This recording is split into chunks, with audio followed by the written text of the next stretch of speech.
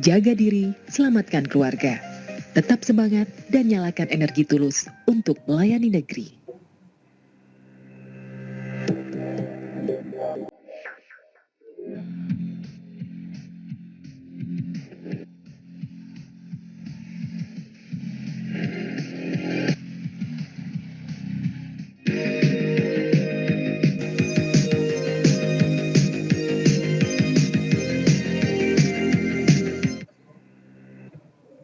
Assalamualaikum warahmatullahi wabarakatuh. Selamat pagi dan salam sehat selalu para perwira regional JBB dimanapun Anda berada. Dan tentunya pada pagi hari ini saya mendapat informasi bahwa yang hadir pagi ini bukan hanya perwira regional JBB, tapi juga perwira dari luar regional JBB. Terima kasih telah bergabung bersama kami dan senang sekali pada pagi hari ini, Kamis 28 Mei, Jumat 28 Mei 2021, kami hadir kembali dalam acara More 3 Talks episode kedua, di mana edisi kali ini adalah edisi Financial Planning. Dan acara ini terselenggara berkat kerjasama HC More 3 dengan Agent of Change Regional JBB. Ya, tentunya obrolan kita kali ini sangatlah menarik. Kenapa? Karena memang dari judul yang kita angkat pada pagi hari ini adalah tentang banyak anak, banyak investasi. Nah, buat para perwira JBB yang memang sudah punya planning nih untuk menambah momongan gitu kan, atau juga yang memang baru ingin mempunyai momongan, tepat sekali Anda berada di acara kami pada pagi hari ini. Karena tentunya nanti narasumber yang hadir pada pagi ini akan memberikan tips ketika banyak anak, kemudian diberi tips untuk bagaimana banyak investasi seperti itu. Jadi perwira yang hadir pada hari ini silakan untuk menginvite kembali rekan-rekannya agar segera bergabung bersama kami, karena nanti di akhir acara kita juga akan ada door prize menarik yang akan dibagikan bagi para perwira yang hadir. Tentunya itu merupakan salah satu buku dari narasumber kita kali ini, dan tentunya buku tersebut sudah ditandatangani oleh beliau. Jadi kita pasti semangat ya membacanya ketika buku yang kita dapat ini merupakan buku yang langsung diberikan oleh penulis. Kemudian di sesi akhir acara juga nanti akan ada sesi tanya jawab atau diskusi, sehingga para perwira yang hadir diharapkan dapat berpartisipasi aktif untuk memberikan pertanyaan menarik, karena nanti akan ada hadiah saldo link aja bagi pertanyaan-pertanyaan yang menarik. Baik, kemudian juga di sesi akhir acara juga jangan lupa untuk mengisi link absen yang nanti akan disediakan oleh panitia, karena akan menambah learning hours para perwira sekalian. Baik, tidak berlama-lama lagi, mari kita sapa narasumber kita pada pagi hari ini. Beliau seorang manajer di Dana Pensiun Pertamina dan juga beliau adalah seorang mentor keuangan. Selamat pagi, Mas Taufik. Pagi, Mbak Linda. Selamat pagi. Ya, senang sekali Mas Taufik bisa hadir di tengah-tengah kami nih Mas di acara More 3 Talks. Pada kali ini merupakan edisi Financial Planning dan tentunya dalam keadaan sehat ya Mas ya? Alhamdulillah, sehat. Jadi nanti obrolan kita kali ini benar-benar sangat menarik nih Mas, dan mungkin menggelitik ya, karena bagi sebagian perwira, apalagi seperti saya nih perwira perempuan nih Mas ya, itu ketika mendengar banyak anak, pasti berpikirnya, wah nanti banyak kos yang dikeluarkan segala macam, terus bagaimana cara mengurusnya seperti itu. Jadi memang ini tema yang sangat challenging menurut saya. Memang. Oke. Nah, Mas Taufik, sebelum memulai menyampaikan materi, izinkan kami untuk membacakan sedikit profil ya Mas ya. Boleh, silakan. Profil tentang Mas Taufik biar rekan-rekan perwira yang hadir di sini lebih mengenal kembali sosok Mas Taufik itu seperti apa sih gitu. Karena saya yakin mungkin belum banyak perwira yang mengenal bahwa Mas Taufik ini merupakan financial planner yang handal ya. Nah, baik, saya mulai bacakan. Mas Taufik Ismail ini lebih dikenal sebagai mentor keuangan dan beliau juga seorang perwira di PT Pertamina Persero yang saat ini menjabat menjadi manajer keuangan di dana pensiun Pertamina dan juga aktif di dunia personal finance. Nah, sebelum bergabung dengan Pertamina, Mas Taufik ini juga pernah bekerja di Frontier Marketing Research and Consultant, Citibank, dan Bank Internasional Indonesia pada tahun 2003. Kemudian juga ternyata selain menjadi mentor keuangan, Mas Taufik juga memiliki usaha jual beli emas ya melalui toko online di Instagramnya yaitu Mas Rehan. Jadi luar biasa ya, entrepreneur juga ternyata Mas Taufik. Kecil-kecilan aja itu. Merendah. Pastinya selain sebagai manajer, terus mentor keuangan juga ternyata entrepreneur luar biasa. Nah, kemudian untuk background pendidikan, Mas Taufik juga menyelesaikan pendidikan S1-nya di Fakultas Ekonomi Universitas Erlangga Surabaya pada tahun 1997, jurusan manajemen, konsentrasinya pemasaran. Kemudian beliau melanjutkan S2-nya di Magister Manajemen Universitas Gadjah Mada, konsentrasi energi manajemen pada tahun 2012. Nah, jadi dengan passionnya di bidang personal finance, ternyata Mas Taufik juga menerbitkan 4 buah buku. Yang pertama yaitu Dompet Sehat Karyawan Muda. Nah, ini yang akan dibagikan sebagai door prize nanti ya Mas ya. Ini diterbitkan tahun 2018. Kemudian buku yang kedua yaitu 27 Jurus Mapan Finansial pada tahun 2019. Kemudian yang ketiga, bukunya adalah Do It Yourself, Personal Financial Planning pada tahun 2021. Dan yang keempat adalah bukunya adalah Gold Based Financial Planning, Perencanaan Keuangan Berbasis Emas 1.0 pada tahun 2021. Jadi 2 buku ini masih baru ya Mas ya? Di tahun 2021. Baru banget. Oke. Nah, selain itu juga beberapa artikel tulisannya mengenai perencanaan keuangan pribadi pernah juga dimuat di Detik Finance dan Warta Ekonomi.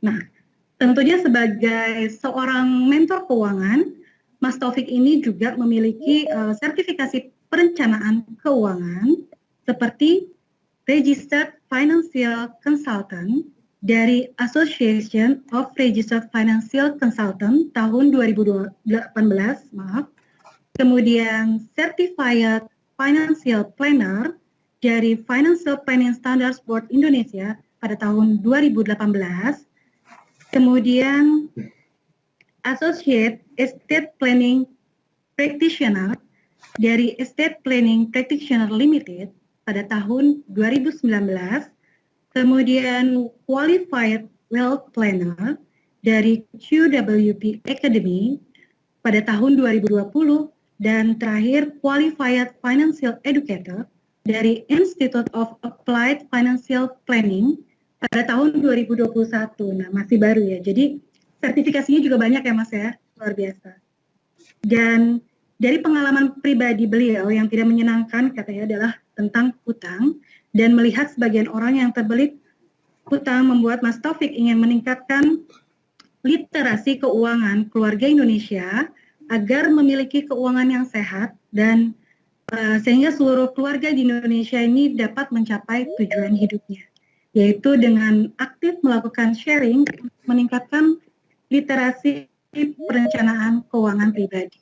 Nah, ini sharing-sharingnya terlihat dari beberapa sharing session yang beliau hadiri atau beliau isi, baik di internal Pertamina maupun di eksternal Pertamina ya Mas Taufik ya. Ya. Oke.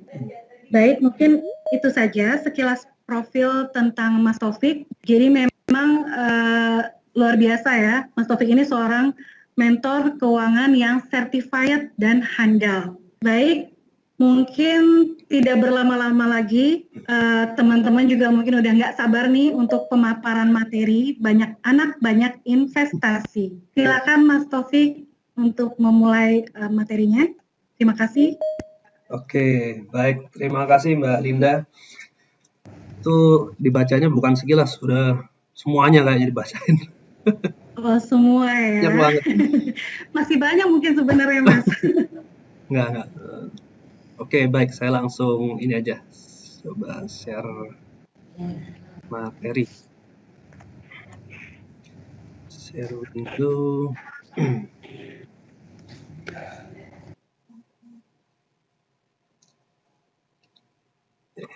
Sebentar. Sudah terlihat belum?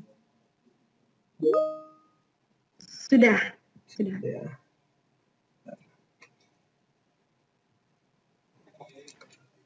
Oke, baik. Terima kasih sekali lagi kepada Mbak Linda dan juga teman-teman di More 3 ya. Ini acaranya More Talks, More 3 Talks.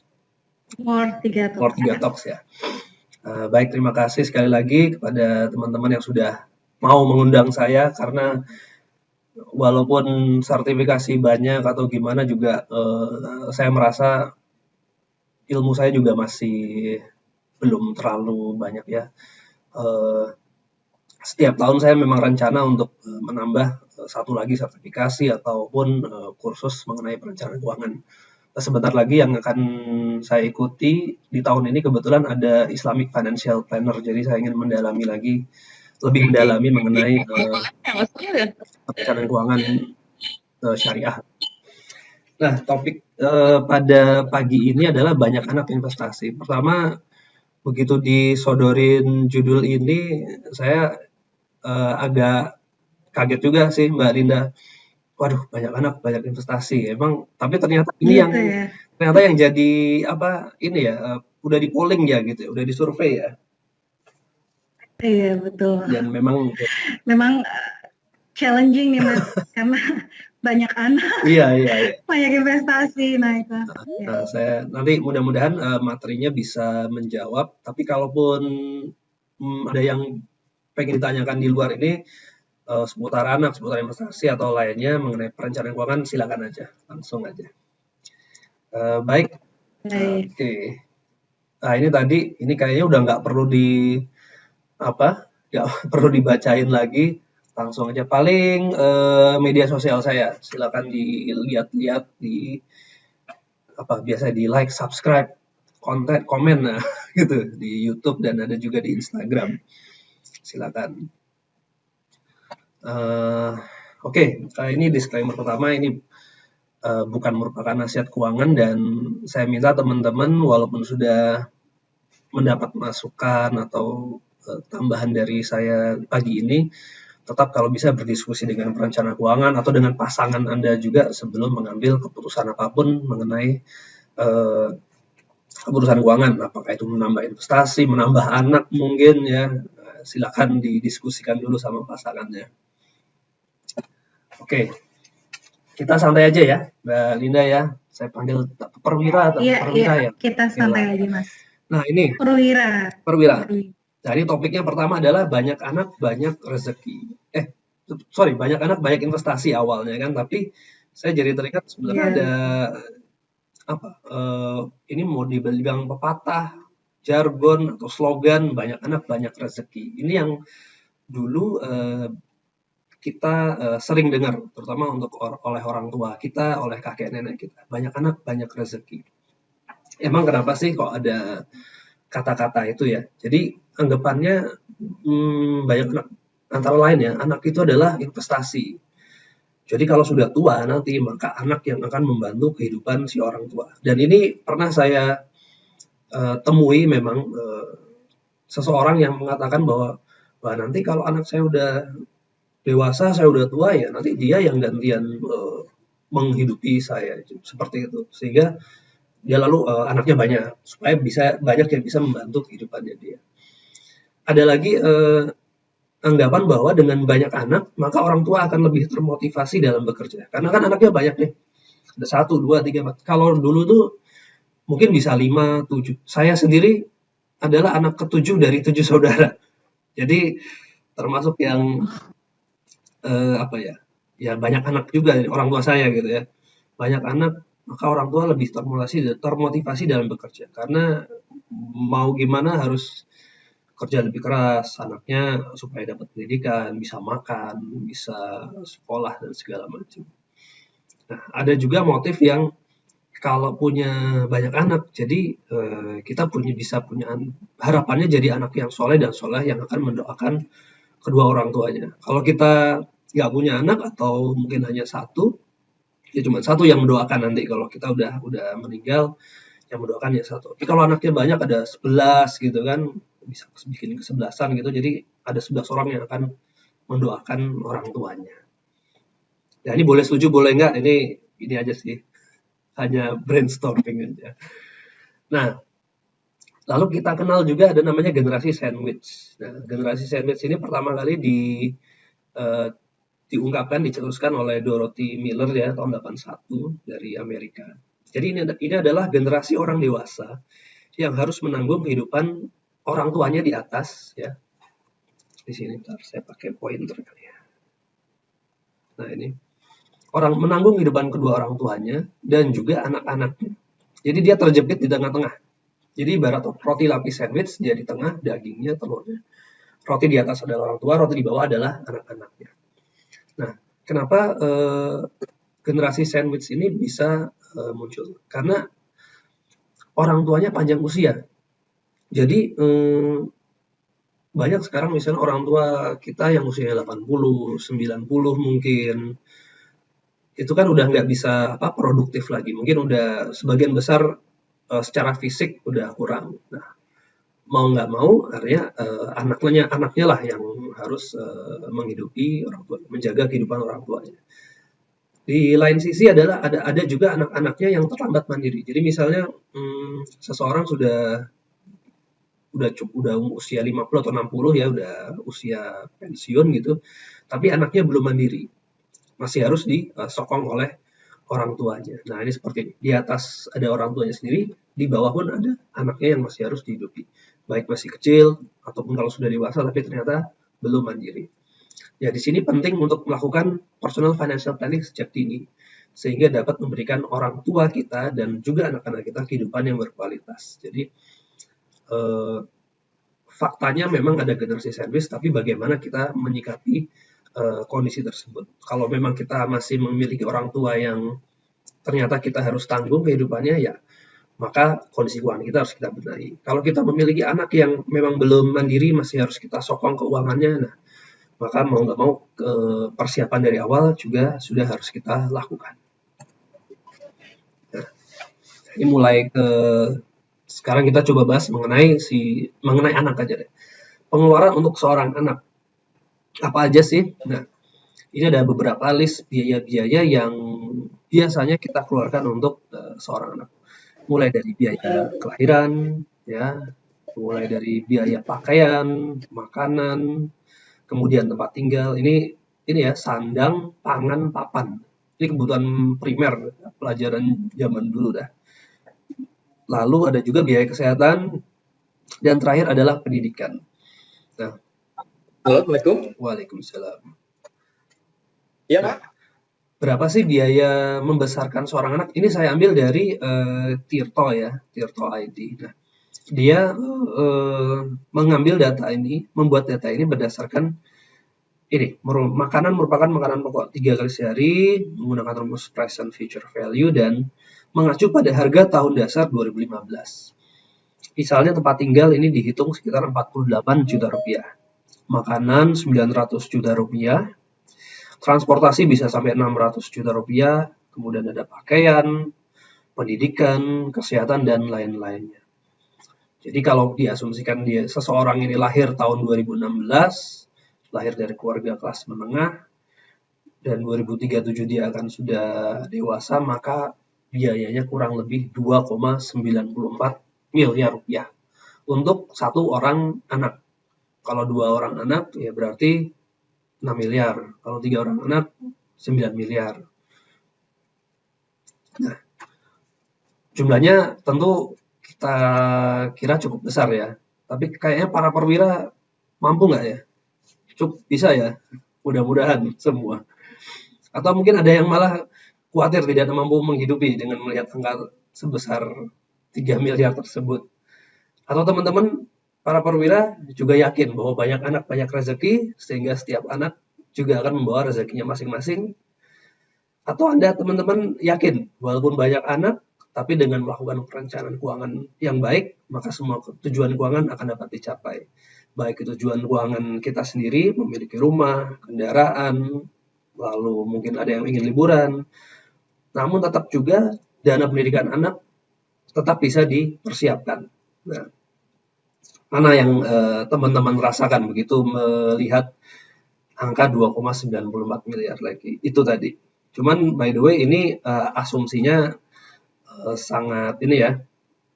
Asumsinya kan 2015 dan juga di kota ini kalau kita lihat di kota mana juga nggak ada nih. Apakah di Jakarta atau di Surabaya atau di Semarang atau mungkin di kota kecil di Salatiga mungkin. Nah, itu persiapan biayanya tentunya juga pasti akan berbeda. Jadi ini sangat subjektif. Nanti kita bisa bahas lagi. Ya, tentunya dengan melihat angka seperti tadi ya, kita nggak usah kalau angka mungkin setiap orang akan berbeda-beda. Tapi intinya adalah setiap anak itu pasti akan butuh biaya. Mulai tadi ya kelahiran, lalu pendidikan, pangan, tempat tinggal, semuanya butuh. Nah, yang harus dilakukan adalah tentunya financial planning. Ini kalau ini saya sebut financial planning. Jadi kalau tadinya Anda hanya punya anak satu, tapi lalu lahir nanti anak kedua, ketiga, mau nggak mau pasti Anda harus hitung ulang. Teman-teman harus hitung ulang. Karena kebutuhannya pasti akan bertambah. Tadinya hanya anaknya satu, makannya cuma satu, plus dua orang tua, maka begitu anak kedua lahir, udah mulai tambah lagi. Biaya kesehatannya nambah, biaya pakaiannya nambah, biaya pampersnya nambah, pendidikannya juga pasti nambah. Nah, tentunya dana darurat juga harus ditambah, proteksinya demikian. Prioritasnya juga pasti bertambah. Tadinya hanya SD, SMP, SMA untuk sekarang nambah lagi anak. Dana hari tua tentunya pengaruhnya apa? Nah, dana investasi yang tadinya Anda prioritaskan buat dana hari tua sendiri ternyata mau nggak mau kesedot sebagian untuk pendidikan. Nah, di sini pentingnya kalkulasi atau perhitungan ulang di financial planning teman-teman. Nah, kalau saya selalu menyarankan teman-teman itu melakukan namanya financial check up setiap tahun. Jadi bukan hanya medical check up yang kita lakukan setiap tahun ya, melihat kondisi badan masih sehat, apa ada gejala-gejala penyakit. Tapi yang namanya financial check up juga harus dilakukan setiap tahun. Misalnya teman-teman harus tahu dana daruratnya masih cukup atau tidak. Masih punya proteksi yang cukup atau tidak. Cash flow-nya sekarang positif atau ternyata kadang-kadang negatif. Lalu apakah prioritas tujuan keuangan masih relevan atau tidak? Tadinya pengen punya rumah di suatu daerah tertentu dengan harga yang cukup mahal. Tapi dengan adanya anak bertambah dan kemudian misal pindah tempat kerja, akan ada perubahan-perubahan tersebut. Ya, di sini penting sekali untuk melakukan financial planning. Begitu ada anak satu, anak dua, segera lakukan perhitungan ulang kembali. Nah, saya coba fokus di salah satu pengeluaran atau tujuan keuangan yang pasti akan menjadi ini ya hal yang ditanyakan lah atau dilakukan lah untuk setiap anak, dana pendidikan. Nah, saya menemukan data ini di tabloid Nova ya. Ini perkiraan biaya sekolah swasta di Jabodetabek tahun 2019-2020. Jadi ini sudah 2 tahun lalu ya.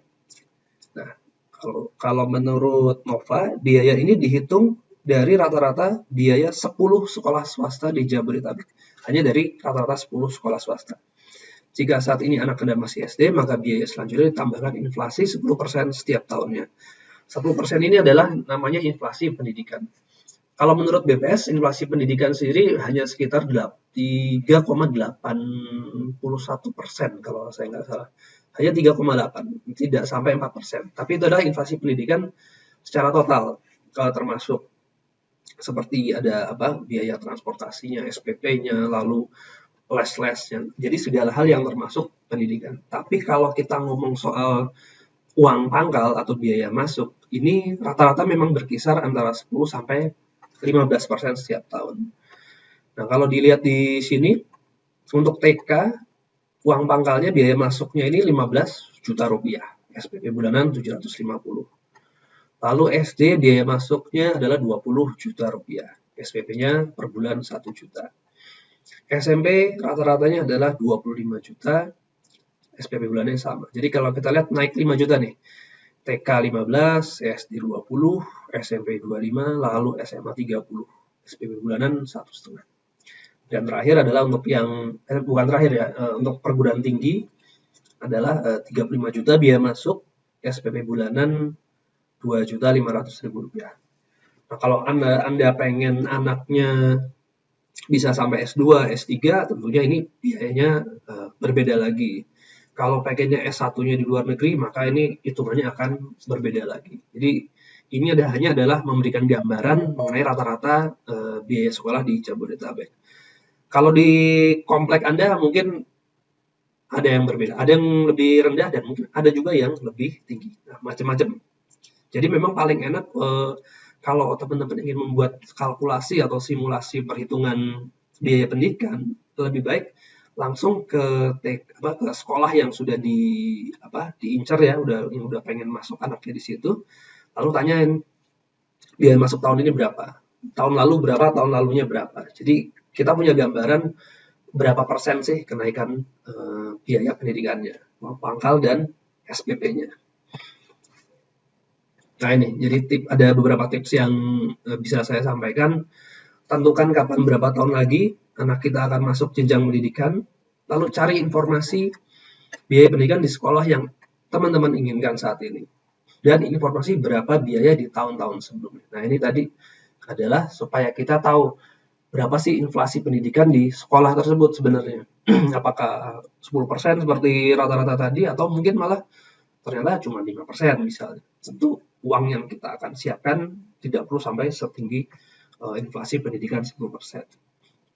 Nah, ini jadi begitu inflasinya ketemu, tinggal dihitung future value-nya dan tentukan berapa jumlah yang harus Anda investasikan. Nah, untuk memberikan teman-teman perwira gambaran ya, nah ini saya udah coba buat perhitungan singkat dan kecil ya. Nah, ini misalnya inflasi pendidikannya, misalnya anaknya Mbak Linda lah, belum punya anak, baru lahir misalnya gitu ya, masih 0 tahun, baru lahir gitu. Lalu kita anggap inflasi pendidikannya 10%. Nah, kalau return ini juga asumsi ya, ini saya buat asumsi bahwa kalau return investasi jangka pendek itu sekitar 4%, jangka menengah 6%, dan jangka panjang 9%. Ini kurang lebih. Kalau teman-teman menemukan instrumen investasi yang memberikan lebih dari 9% untuk yang jangka panjang, nanti bisa dirubah sendiri. Nah, untuk biaya pendidikan saya ambil dari yang majalah Nova tadi. Ini TK 15 juta, ini hanya uang pangkalnya aja ya. TK 20 juta, SMP 25 juta, SMA 30 juta, universitas 155 juta. Ini adalah untuk tahun ini. Nah, kalau usia anak kita 0 tahun, masih baru lahir, maka masuk TK saya anggap 5 tahun, usia 5 tahun. Maka 5 tahun lagi 15 juta ini akan menjadi 24 juta 157 ribu. 7 tahun lagi angka masuk SD 20 juta akan menjadi 38 juta. 13 tahun lagi angka masuk SMP 25 juta akan menjadi 86 juta rupiah. 16 tahun lagi masuk SMA 30 juta sekarang akan menjadi 137 juta, dan kalau kuliah tadi 35 juta masuk dan 22,5 juta per bulan. Totalnya adalah anggap masa kuliah 4 tahun, totalnya adalah 155 juta. Ini akan menjadi 947 juta 19 tahun lagi. Nah, teman-teman, ada 3 cara dalam menyiapkan biaya pendidikan tersebut. Bisa lump sum, jadi langsung Kalau teman-teman punya 286 juta rupiah, langsung masukin di ini karena 5 tahun berarti masuk yang menengah ya, 18 juta. Lalu selebihnya ini kan jangka panjang semua nih, 7, 13, 16, 19. Taruh di instrumen investasi jangka panjang semua sebesar 184 plus 34 plus 28 plus 21. Kalau nggak punya angka segini langsung bisa per tahun. Atau kalau lebih supaya lebih ringan lagi langsung per bulan sebesar ini. Ya. Ini gambaran singkatnya. Nah, tadi kan topik kita adalah banyak anak, banyak investasi. Nah, kalau berinvestasi, apa sih yang harus diingat oleh teman-teman? Pertama, harus tahu profil risiko teman-teman perwira. Profil risiko terbagi secara umum kepada 3 ya, mulai konservatif, moderat, dan agresif. Kalau konservatif artinya teman-teman cenderung menghindari resiko, pengennya yang stabil, resikonya kecil. Kalau moderat sudah mulai berani menanggung resiko lebih tinggi. Sedangkan yang profil resikonya agresif, ini biasanya cenderung berani untuk mengambil resiko dalam investasi. Nah, kalau kita udah tahu bahwa kita orang yang misalnya moderat, berarti tengah-tengah, berarti kita mungkin begitu tadi tujuannya adalah untuk jangka panjang seperti ini, maka kita begitu akan mengambil suatu instrumen jangka panjang dengan teman-teman yang agresif. Nah, seperti itu boleh aja, cuman ada resiko lagi di baliknya. Karena itu tujuan keuangan jangka panjang, dan seharusnya yang diambil adalah instrumen investasi jangka panjang, supaya bisa mengejar. Tapi kita orangnya ini nih, konservatif, moderat, nggak berani full di situ. Mau nggak mau kan, mau nggak mau kita nggak bisa ngejar target kita. Jadi artinya harus ada tambahan dana yang harus diinvestasikan. Jadi tidak ada yang benar, tidak ada yang salah. Teman-teman harus tahu profil risiko sendiri-sendiri dan kemudian berinvestasi harus sesuai tujuan keuangan teman-teman. Mau untuk dana hari tua, untuk pendidikan anak, ya, untuk rumah. Dan ini berlaku untuk semua. Dan kemudian harus dimonitor secara berkala. Jadi teman-teman harus perhatikan. Misalnya tahun ini udah masuk misalnya 100 juta rupiah. Tahun depan jadi berapa? Kira-kira saya harus diversifikasi atau tidak? Saya harus stop atau tidak? Saya harus nambah lagi atau tidak? Ini pentingnya monitor investasi. Jadi jangan begitu sudah ditaruh lalu ya dibiarin tapi tetap dilihat perkembangannya sesuai target atau tidak. Kalau tidak sesuai target, kita misalnya dalam setahun tumbuhnya harusnya 9%, teman-teman harus memutuskan apakah kita akan nambah lagi atau di situ nambah di instrumen yang sama atau mencoba instrumen yang lain. Itu banyak sekali pilihannya.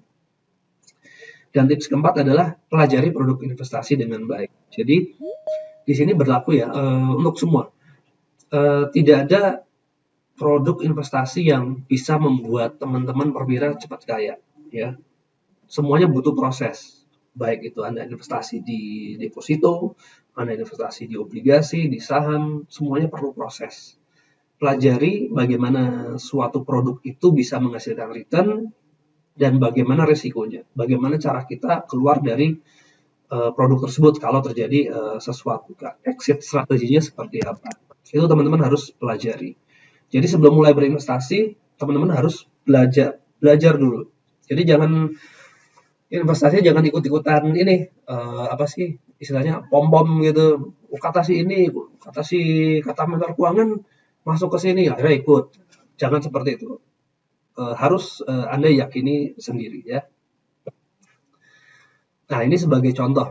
Ini adalah kinerja indeks harga saham gabungan selama 23 tahun terakhir, mulai tahun 97 sampai 2020. Kalau dilihat kenaikannya sampai 23 tahun terakhir sepertinya fantastis ya, 1.388% atau per tahun 12,71%. Tapi teman-teman yang sudah join invest di saham sekarang 2 tahun terakhir ini pasti kelimpungan, badainya kencang sekali ya. Hanya 2018 minus 2%, 2019 hanya tumbuh 1%, 2020 minus 5%. Dan sekarang kalau nggak salah indeks masih di 5.700. Jadi 2021 ini pun masih turun lagi. Ya, teman-teman harus pahami karakter saham seperti apa ya kalau pengen masuk ke saham. Nah, ini kalau emas. Kalau emas di Indonesia dari ini tabel ini dari tahun 2001 kecenderungannya adalah seperti uptrend. Dari 20 tahun lalu sudah naik 700%. Kalau perak pun demikian 600%. Ini hanya sebagai pembanding. Jadi ada saham bisa, di emas bisa. Ini tapi kalau teman-teman pengen berinvestasi di bisnis atau di obligasi atau deposito itu pun juga boleh. Ada juga berinvestasi di properti pun juga silakan. Saya kebetulan tidak menemukan grafik yang menyajikan kenaikan harga properti selama 10 atau 20 tahun terakhir. Nah, ini kalau emas. Jadi kalau tadi present value biaya pendidikan, kalau kita jadikan gram emas, teman-teman siapkan 200 gram emas. Kalau dengan hitungan futures value-nya maka sekitar 1,4 kilo. Ya, seperti ini. Ini prinsipnya sama seperti yang tadi. Kalau tadi dalam rupiah, kalau ini dalam gramasi emas. Nah, teman-teman pasti kaget juga lah, atau yang baru mungkin kaget. Kalau yang udah punya anak, udah masuk sampai SD, SMA, atau kuliah, mungkin ya udah paham lah. Emang segitu biaya sekolah swasta di Jakarta lah terutama. Tapi jangan lupa bahwa di Indonesia ini kita punya namanya SD SMA negeri yang sebenarnya tanda kutip gratis, SPP-nya gratis. Yang Anda keluarkan biayanya paling hanya kayak urunan untuk field trip misalnya atau iuran sosial seperti itu. Tapi SPP-nya semuanya gratis, sudah dibiayai oleh negara. Jadi jangan. Lalu kalau kita melihat angka masuk TK aja 15, masuk SMP aja sampai 25 juta. Wah, ini uang dari mana gitu kan? Ya, di SD SMA negeri pun juga ada yang sangat terjangkau. Dan juga kalau untuk jenjang pendidikan universitas, pendidikan tinggi, beasiswa itu sangat banyak yang memberikan. Berbagai institusi, pemerintah maupun swasta, Pertamina juga ada. Jadi, tapi bukan berarti artinya kita menggantungkan pada beasiswa ya, enggak. Nanti lalu kata Menteri Keuangan nggak usah nyiapin dana pendidikan tinggi karena nanti andalannya adalah beasiswa. Jangan juga. Persiapan tetap harus dilakukan oleh teman-teman perwira. Oke, udah selesai. Nah, kita lebih banyak tanya jawab aja nih habis ini. Nah, teman-teman kalau yang pengen download, kalau tadi buku saya ada 3, yang Dompet Sehat, 27 Jurus, sama Do It Yourself, itu buku cetak. Kalau yang Gold Based Financial Planning itu ebook, silakan download melalui QR code di sini. Demikian Mbak Linda dari saya, terima kasih. Assalamualaikum warahmatullahi wabarakatuh. Waalaikumsalam warahmatullahi wabarakatuh. Baik, terima kasih Mas Taufik atas materi pemaparan materinya. Sangat menarik dan terkaget-kaget mungkin ya buat yang pasangan muda mungkin nanti yang akan punya momongan gitu kan, lihat biayanya wow ya. Jadi memang yang paling menjadi poin penting dalam banyak anak ini biasanya dunia pendidikan ya Mas Taufik ya, karena memang tadi kita lihat kenaikannya itu rata-rata sekitar 10% seperti itu. Belum lagi mungkin juga ada sebagian anak yang tumbuh kembangnya misalnya agak terhambat, jadi membutuhkan kos lagi untuk tumbuh kembang seperti Artinya itu. ada biaya tambahan lain ya, Tapi kan? Itu juga ada biaya. Betul, ada biaya tambahan lain selain dunia pendidikan seperti itu. Jadi memang itu yang harus kita persiapkan juga ya Mas Taufik ya, ketika mempunyai banyak anak nih. Tapi bukan berarti mengurungkan niat perwira Pertamina untuk memiliki banyak anak ya Mas Taufik ya. Nanti udah ngeliat biaya terus mereka ciut, nanti kita ciut lagi. Jangan sampai karena 3 miliar tadi lalu, aduh anaknya 1 aja deh, jangan. 2, 3 silakan. Dengan financial planning pasti bisa. Pasti bisa ya. Artinya tadi Mas Taufik juga udah menjelaskan seperti apa sih investasi apa yang harus dipelajari oleh rekan-rekan perwira, ya kan. Jadi sebagai karyawan pun tidak usah takut untuk berinvestasi ya Mas Taufik. Yang penting sebelum berinvestasi kita pelajari terlebih dahulu agar low risk lah ya, seperti Jangan itu. Jangan ikut-ikutan saya bahkan. Jangan ikut-ikutan saya. Harus sendiri. Oke. Kan fungsinya mentor keuangan itu kan juga memberi guidance ya, artinya memberi ibaratnya saran atau mana sih yang terbaik. Tapi poin pentingnya yang tadi saya tangkap adalah ketika sudah diberi saran oleh mentor keuangan atau dari pihak lain, tetap yang decision maker-nya itu pribadi ya. Karena personal finance itu sangat personal. Jadi maksud saya jangan ikut-ikutan saya adalah saya berinvestasi di A, B, C, D. Karena saya punya tujuan X, Y, Z. Nah, kalau teman-teman punya tujuan F, G, H, ya investasinya jangan ngikutin saya, beda lagi. Beda. Porsinya, jenisnya gitu. Oke. Beda lagi. Betul.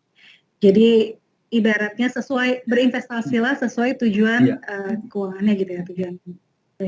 Baik, perwira Pertamina yang hadir pada pagi hari ini, silakan yang ingin berdiskusi atau ada yang ingin ditanyakan, jangan sampai melewatkan nih, kita kedatangan mentor keuangan, jadi jangan disia-siakan waktunya. Silakan untuk raise hand atau di chat box, memberikan pertanyaan di chat box atau raise hand.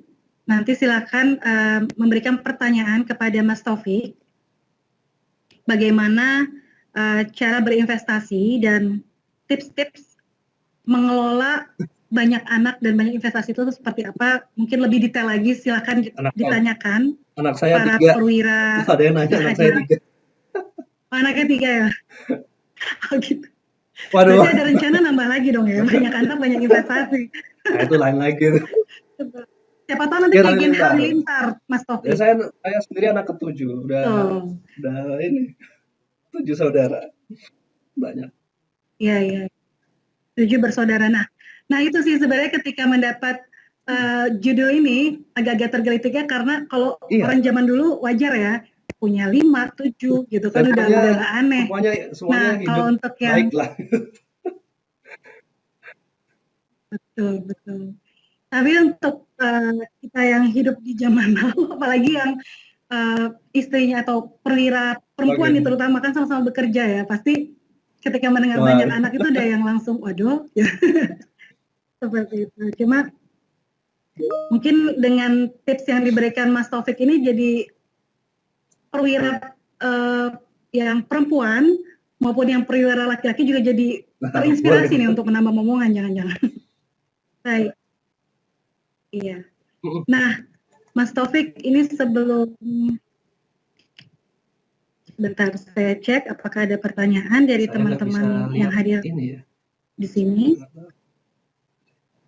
Oh ini dari Mbak Arini. Terima kasih Mas Taufik untuk materinya yang insightful. Mas ingin bertanya kalau untuk dana darurat rule of thumb-nya. Ya silakan dijawab Mas Taufik. Langsung aja ya, dana darurat. Ini udah sering banget dibahas, tapi memang sangat kadang-kadang tricky gitu. Dana darurat itu rule of thumb-nya itu biasanya dilihat dari status seseorang, sudah masih single, sudah menikah, punya tanggungan atau tidak, lalu punya anak atau tanggungan, oke lah bisa dianggap sama ya. Jadi kalau masih single itu biasanya kita sarankan minimal 3 bulan pengeluaran, ya.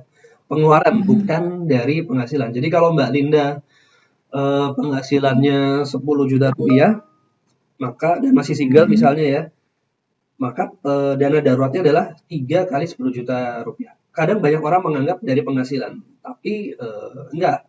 Yang harus kita hitung adalah 3 kali dari jumlah pengeluaran. Karena si dana darurat itu adalah apabila terjadi suatu kondisi darurat atau hal yang tidak kita inginkan. Intinya adalah hal yang nggak kita inginkan. Jadi seperti rumah plafonnya roboh, atau mobil harus masuk bengkel dan kita nggak asuransikan misalnya, lalu laptop kita tiba-tiba rusak dan harus ada alat kerja yang baru. Nah, gunakanlah dana darurat tersebut. Rule of thumb-nya tadi single 3 kali, kemudian kalau sudah menikah ada tanggungan atau ada tanggungan satu orang itu biasanya 6 kali pengeluaran bulanan. Kalau anaknya 2 atau lebih, itu biasanya kita sarankan sampai 12 kali pengeluaran bulanan. Kalau Anda seorang entrepreneur, Anda seorang pengusaha yang bukan karyawan ya seperti kita. Kalau kita karyawan kan pemasukannya relatif lebih pasti, lebih stabil. Tapi kalau entrepreneur yang pemasukannya gonjang-ganjing, apalagi seperti pandemi setahun belakangan ini, keberadaan dana darurat itu sangat membantu teman-teman. Baik yang karyawan dan bahkan yang entrepreneur ya. Yang entrepreneur sangat terbantu dan untuk karyawan pun sangat terbantu. Karena apa? Karena karyawan pun banyak yang terkena pengurangan gaji. Ya, kita di Pertamina alhamdulillah masih stabil, masih jalan lah. Tapi teman-teman kita, saudara-saudara kita di luar banyak yang bahkan sampai di PHK. Itu kasihan banget. Dan kalau nggak ada dana darurat, itu ya udah langsung penghasilan nol, nggak ada dana darurat, mau makan pakai apa? Itu udah nggak bisa. Contoh yang memang sering saya berikan di setiap sharing ya, dana darurat itu adalah kalau kita tiba-tiba kehilangan pekerjaan, mata pencaharian. Inilah fungsinya dana darurat. Kenapa 3 bulan, kenapa 6 bulan, kenapa 12 bulan, apalagi yang sudah berkeluarga. Harapannya adalah dalam waktu 1 tahun, kita bisa mencari pekerjaan pengganti lainnya dalam 1 tahun. Nah, terus gimana hidup selama 1 tahun? Ya pakailah dana darurat itu. Tentunya itu harus dijaga dengan baik ya. Kalau sampai terjadi kita kehilangan pencaharian sampai nol dan nggak ada pemasukan lain, ya mau nggak mau harus menggunakan dana darurat tersebut. Jadi itu tadi, rule of thumb-nya bisa pakai 3, 6, 12, atau kalau ada saudara teman yang entrepreneur, kalau bisa sampai 24 kali pengeluaran bulanan. Tentunya itu kan jumlah yang cukup besar ya, harus disiapkan secara perlahan. Seperti itu. Di instrumen yang aman, liquid, dan mudah diakses. Contohnya tabungan, reksadana pasar uang, bisa di logam mulia, seperti itu. 3 sih yang biasa saya sampaikan. Itu, Pak. Oke, baik. Semoga hari ini terjawab semua ya. Jadi memang ada ini ya Mas ya, step-step. Misalnya kalau single, menikah, dan punya anak, dan entrepreneur itu berbeda ya. Dana darurat porsinya tuh berbeda-beda setiap pribadi ya. Baik. Kemudian pertanyaan selanjutnya dari Mbak Ivon Natalia Sinambela. Izin bertanya, saat ini lagi ramai investasi kripto. Mohon analisanya apakah di masa depan kripto tersebut jadi investasi yang bisa diandalkan. Oke. Nah, silakan Mas Taufik. Kripto ya, kripto ini lagi ini sih ya, lagi naik daun berkat Elon Musk. Lagi naik daun berkat Elon Musk. Jadi kalau nggak salah 2 bulan 3 bulan lalu di sharing di PTK juga sempat ada yang nanya nih, mengenai apa Dogecoin. Dogecoin waktu itu kan naiknya luar biasa. Jadi apakah kripto bisa menjadi investasi yang bagus ya di masa depan? Ya, di masa depan. Di masa depan. Jawabannya to be honest, saya nggak tahu. Jujur saya nggak tahu. Yang saya tahu adalah gini. Kripto itu adalah sebuah aset digital ya, aset digital. Dan dia adalah mata uang digital currency. Kalau di Indonesia itu diterima sebagai komoditi. Jadi seperti forex, seperti kelapa, kopra, begitu, sawit, crude palm oil itu sebagai komoditi. Makanya izin perdagangan cryptocurrency di Indonesia yang mengatur adalah Bapepti, bukan OJK. Dan kripto sendiri sampai sekarang juga belum dalam tanda kutip ya, belum diterima, bahkan oleh dunia pun juga ya, oleh Amerika, enggak oleh kalau teman baca berita akhir-akhir ini seperti Cina aja juga melarang penambangan. Amerika juga tidak terlalu happy dengan adanya cryptocurrency ini. Nah, balik lagi ke pertanyaan tadi, apakah akan menjadi suatu aset investasi yang bisa diandalkan di masa depan? Itu sepertinya menurut saya masih harus menunggu waktu lagi ya, karena ini baru awal. Cryptocurrency ini just the beginning. Kalau memang dia ternyata nanti akan diterima oleh dunia dan secara fundamental. Nah, fundamental cryptocurrency ini juga menurut saya masih harus ditelaah lagi ya, karena cryptocurrency ini tidak memberikan yang namanya seperti saham memberikan dividen. Kita tahu perusahaannya, saham itu ada usahanya, ada fisiknya, kantornya di mana, Unilever, Astra di mana, siapa direksinya. Kalau teman-teman bertanya cryptocurrency ini di mana, nggak ketahuan, adanya di dunia maya. Fisiknya seperti apa? Nggak bisa dipegang juga. Kalau yang ada koin-koin Bitcoin itu kan hanya mainan aja, hanya koin-koin koleksi biasalah. Kadang bahkan itu dari perak, dilapis emas, tapi logonya logo Bitcoin. Tapi itu bukan Bitcoin, itu emas berarti. Dia bukan Bitcoin. Nah, artinya secara real, intrinsik juga apa ya, nggak ada gitu. Jadi terus terang kalau saya ditanya apakah bakal bagus atau enggak di masa depan, saya sendiri nggak tahu. Kita akan lihat lagi dalam waktu 1 tahun atau 2 tahun ke depan seperti apa perkembangannya. Memang banyak seperti salah satu koin H-bar, Hedera Hashgraph itu dipakai oleh Google, dipakai oleh Boeing, ya demikian. Kemudian beberapa toko marketplace di luar negeri saya juga tahu itu menerima Bitcoin Ether sebagai alat bayarnya. Tapi secara resmi oleh pemerintah tidak, gitu.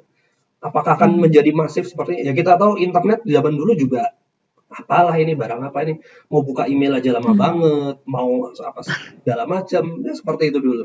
Internet, email itu apa?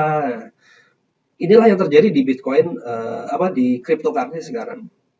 Ada lagi yang namanya non-fungible tokens, itu untuk kepemilikan aset suatu aset yang unik. Nah, kalau ditanya apa itu, saya juga nggak tahu dalamannya seperti apa, saya nggak paham.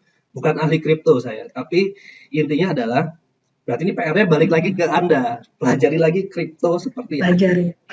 Pelajari lagi. Yang saya tahu sebatas itu adalah aset digital yang seperti tadi ya, fisiknya kita nggak tahu ada di mana, dan kata-kata fundamental yang katanya bagus itu adalah ada sebenarnya supply and demand, karena ini adalah dianggap sebagai komoditi, sama seperti emas sekarang sebagai komoditi, minyak sebagai komoditi, seperti itu.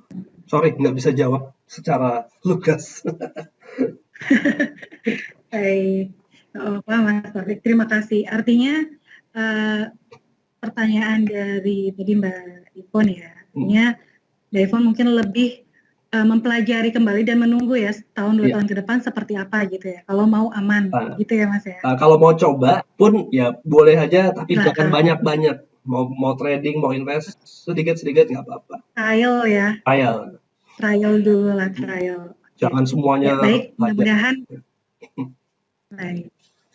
Mudah-mudahan Mbak Ivon cukup puas ya dengan jawaban Mas Taufik. Baik, selanjutnya ada Ibu Eje Lilik Prihapsari. Dalam masa pandemi sekarang, investasi yang aman untuk mempersiapkan dana bagi anak-anak di masa depan itu yang mana, Mas? Ya, investasinya yang mana? Ya, betul. Ya, dalam masa pandemi ini mungkin Mas Taufik punya saran gitu, yang mana sih yang aman gitu kan di masa pandemi? Ya, kalau yang aman artinya risikonya rendah gitu. Dalam ini saya artikan aman itu artinya risikonya rendah. Ya, berarti masukin aja ke tabungan atau deposito gitu. Cuman kalau kita menggunakan tabungan atau deposito untuk mencapai tujuan di 20 tahun lagi, nah itu ibarat Anda dari Jakarta mau ke Surabaya jalan kaki gitu, pelan gitu, nyampainya lama, seperti itu. Jadi saran saya adalah yang tingkat resiko itu berbanding lurus sama high risk high return lah. Ya, semakin tinggi return, semakin tinggi pula risikonya. Nah, untuk mengantisipasinya seperti apa? Seperti tadi, teman-teman harus tahu tujuannya. Kalau masih lama, tentunya untuk dapat mencapai itu dengan efektif, pakai instrumen yang jangka panjang. Contohnya saham, contohnya properti, pakai logam mulia juga bisa. Berbisnis pun kita nanam modal ke perusahaan teman juga bisa. Itu jangka panjang, bisa menggunakan itu. Tapi tentu resikonya juga cukup tinggi. Saham seperti sekarang anjloknya minta ampun. Bisnis bahkan bisa bangkrut, ya, hilang sama sekali. Jadi don't put your eggs in one basket ya. Tetap walaupun untuk satu tujuan keuangan atau beberapa tujuan keuangan, pastikan itu terdiversifikasi sesuai tujuannya masing-masing. Ada yang panjang, ada yang menengah, ada yang pendek. Kalau kita udah tahu anak kita mau masuk sekolah 2 bulan lagi ini, misalnya harus bayar. Oh ya, pada intinya pada prakteknya adalah kalau anak kita masuk sekolah bulan depan bayar sih tahun lalu ya. Biasanya November, Desember udah bayar uang masuk. Kalau kita tahu anak kita udah mau masuk 6 bulan lagi, uangnya jangan ditaruh di saham, uangnya jangan ditaruh di kripto. Itu naik turunnya bisa jantungan gitu. Seperti kripto kemarin yang namanya kripto crash itu sampai turun 50% lebih. Nah, kalau yang jantungan selesai itu. Tapi buat yang nggak jantungan ngelihat turun 50% seperti itu, oke, masuk lagi. Seperti itu. Macam-macam orang seperti itu. Ya. Jadi tujuannya harus tetap diperhatikan. Investasi mana yang paling bagus? Ya, saya nggak bisa bilang mana. Ada instrumen paling bagus adalah ini, paling aman adalah ini. Semua memiliki kelebihan dan kekurangannya masing-masing. Kalau dikatakan paling aman, ya paling aman tabungan, tapi itu pun juga nggak aman dari sisi inflasi. Bunga tabungan sekarang hanya berapa? Bahkan sampai 0, nggak ada kemakan biaya administrasi. Ya, kan? Itu sampai berkurang bahkan. Artinya nggak ada yang aman dong sebenarnya. Semua memiliki resiko masing-masing. Gitu, Mbak Dinda. Jadi pada intinya sih mungkin diversifikasi itu ya Mas ya, lebih maksudnya ketika terjadi resiko di yang satu instrumen lain masih aman. Betul. Oke, selanjutnya pertanyaan selanjutnya dari Bapak Amri Yusron. Selamat pagi, terima kasih atas pemaparan Mas Taufik. Sangat menarik dan bermanfaat sekali. Terkait tujuan keuangan, ada dana darurat, dana pendidikan anak, dana hari tua, dan lain-lain. Menurut Mas Taufik, bagaimana cara mengelolanya atau membagi-baginya? Mungkin hampir sama lah, seperti tadi ya pertanyaannya Mas Taufik. Oke, jadi salah satu poin penting dalam personal finance adalah namanya prioritas. Mana yang paling urgent dan mana yang paling penting. Ya, kadang ada hal yang urgent tapi nggak seberapa penting, tapi ini harus selesai. Kalau nggak, kita nggak bisa makan misalnya. Contohnya ya itu. Ada juga yang sangat penting tapi nggak terlalu urgent untuk sekarang. Jadi kita bisa alokasikan dana kita untuk hal yang penting tersebut. Jadi ada matriks, teman-teman bisa googling matriks, inilah matriks prioritas namanya, urgent sama penting. Nah, Mas penanya tadi tentu memiliki beberapa tujuan keuangan ya. Ada dana hari tua, dana pendidikan anak, mungkin ada perlu memiliki rumah atau kendaraan atau hal-hal lainnya ya. Nah, mana yang menjadi prioritas dan urgensi untuk saat ini?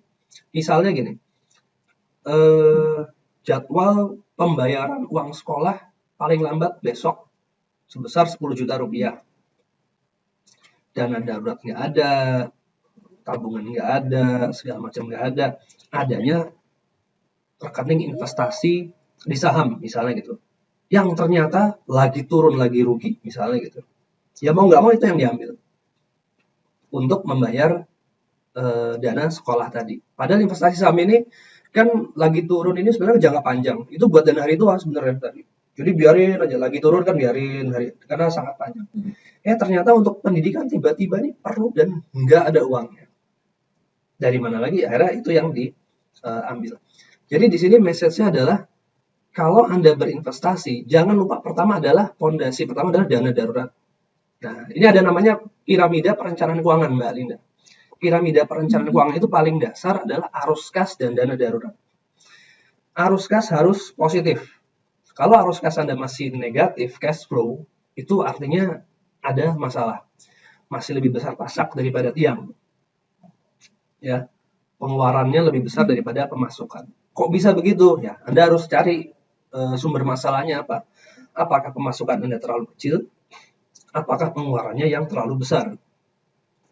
Maksudnya gimana? Misalnya pengeluarannya udah ditekan sedemikian rupa, makan udah cuma 2 kali sehari, tahu tempe doang, pergi nggak ke bioskop, nggak nonton macam-macam, pulsa juga udah dihemat-hemat, tapi tetap aja pemasukan nggak mampu menangani itu. Artinya pemasukannya perlu ditambah. Bisa juga pengeluarannya yang terlalu boros, misalnya masih pergi kemana-mana, dia masih sering jajan online, beli segala macam itu dibeli ya, masih senang membeli keinginan daripada kebutuhan. Nah, seperti itu bisa ditekan. Nah, jadi sebelum Anda berinvestasi, paling bawah adalah arus kas dan dana darurat. Kenapa seperti itu? Karena kalau dana daruratnya nggak terkumpul dengan jumlah yang cukup, misalnya 3 bulan atau 6 bulan tadi, ada kebutuhan mendadak tadi. Dan pendidikan anak yang dilalah ternyata misalnya belum disiapkan. Sementara buat investasi udah ada nih Mas di saham, tapi ini buat dana pensiun. Lagi rugi ya. Jangan pakai investasi dana pensiunnya, ini biarin aja, pakailah dana darurat. Karena udah disiapkan. Ini yang buat buffer kita seperti itu. Jadi ini udah nggak bisa ditawar lagi. Kadang memang orang berpikir bahwa ngapain naruh uang di tabungan, ngapain naruh uang di reksadana pasar uang, di emas. Sementara saya ada kebutuhan untuk masa depan yang sangat besar. Berapa tadi? 2,9 miliar tadi buat kuliah anak. Buat dana hari tua bahkan Anda mungkin akan lebih terkejut lagi karena angkanya bisa sampai 5-6 miliar sebenarnya dana hari tua itu. Katanya buat sana. Kenapa harus nyiapin dana darurat dulu? Nah, karena kalau sampai terjadi apa-apa di penghasilan kita, di tengah jalan ada hal-hal yang darurat, ini yang jadi pengaman kita, penyelamat kita, proteksi kita, asuransi juga termasuk seperti itu. Investasinya jangan ditanggung, biarin aja seperti itu. Akhirnya kembali tadi, prioritas seperti apa? Tujuan keuangan banyak, tapi dana darurat belum punya. Mikir-mikir dulu, dana daruratnya dulu aja, dibagusin. Kalau belum sampai 6 bulan, 3 bulan dulu juga sudah oke. 3 bulan udah cukup, baru sebagian taruh di investasi. Seperti itu. Nah, prioritas balik lagi. Mana yang lebih penting buat penanya tadi, lebih urgent. Itu yang harus dipenuhi duluan. Yang udah di depan mata. Harus. Oke. Ya. Oke, Mas Taufik. Jadi intinya kita harus tahu matriks prioritasnya ya, Mas Taufik ya. Dan PR-nya kita di sini berarti membenahi dana darurat itu ya, PR utamanya tuh dana darurat dulu, baru basic, betul. Ketika dana darurat sudah terpenuhi, barulah mulai kita mencoba untuk berinvestasi seperti itu. Sebelum investasi ada satu lagi, proteksi dulu, asuransi, proteksi. Oh iya, oke. Jadi dana darurat, proteksi, barulah kita mulai berinvestasi gitu ya, untuk mencapai ya tadi tujuan keuangan yang nanti di masa depan, baik anak ataupun yang lain-lain seperti itu ya. Oke, ke pertanyaan selanjutnya dari Pak Eko Sriono. Terima kasih Pak Taufik atas materinya. Izin bertanya, investasi apa yang sesuai dan tidak bertentangan dengan norma agama? Nah, terima kasih. Investasi apa itu? Berat. Ini baru mau belajar bulan depan, tapi kok udah ditanya sekarang gitu. Oh gitu. Jadi ya. Yang sesuai norma dan tidak bertentangan dengan syariat. Ya, kayaknya ini cuma ngetes aja ini sebenarnya ini penanya ini. Sebenarnya udah tahu. Ya tentunya ya tidak bertentangan dengan syariat, tidak ada maisir, goro, riba ya seperti itu. Tidak menjalankan usaha yang haram. Itu beberapa syarat seperti itu teman-teman bisa coba telisik lebih jauh di kalau kita di saham ada namanya indeks syariah Jakarta Islamic Index. Nah, itu perusahaan-perusahaan yang masuk dalam indeks tersebut itu harus tidak jadi seperti bank, perusahaan rokok itu nggak masuk. Ya, perusahaan yang konvensional pun itu juga dilihat utangnya besar atau tidak. Ada porsi tertentu yang jadi utang masih boleh, walaupun itu riba juga ya, sebenarnya nggak boleh. Tapi asalkan persentasenya kecil, itu masih bisa masuk indeks. Setahu saya seperti itu. Kalau aturannya belum berubah. Nah, ya tadi, jadi usaha investasi apa yang tidak bertentangan dengan norma dan syariat tentunya harus halal dan tidak ada unsur maisir, goro, riba. Paling gampang. Kalau saya sebenarnya karena ini ya, bukan karena saya seorang penjual beli emas ya, jadi ntar dikira promosi lagi. Enggak, mau beli jual beli emas terserah di mana aja. Ini emas itu sebenarnya kadang kan dianggap sebagai suatu aset investasi. Ada juga yang menganggap emas sebenarnya adalah uang yang sebenarnya, the real money sebenarnya. Itu dua pandangan yang ada sekarang seperti ini. Yang faktanya sekarang adalah di Indonesia emas itu dianggap sebagai komoditi, ya, perhiasan, barang yang diperjualbelikan itu adalah emas. Kalau saudara penanya tadi tanya mana yang paling paling sesuai syariat apa enggak? Kalau saya sih cenderung ya untuk saat ini saya cenderung jawab Anda beli emas saja udah. Itu dari zaman 6.000 tahun sebelum 6.000 tahun lalu itu udah dipakai. Kakek nenek kita pakai, ya kita juga pakai aja. Itu seperti itu. Tapi jangan hanya emas juga, tetap perlu ada diversifikasi. Anda salurkan juga aset investasi Anda ke wakaf produktif untuk membantu orang-orang. Bisa itu juga investasi Anda yang paling paling bagus bahkan. Misalnya investasi untuk amal jariah, sedekah jariah.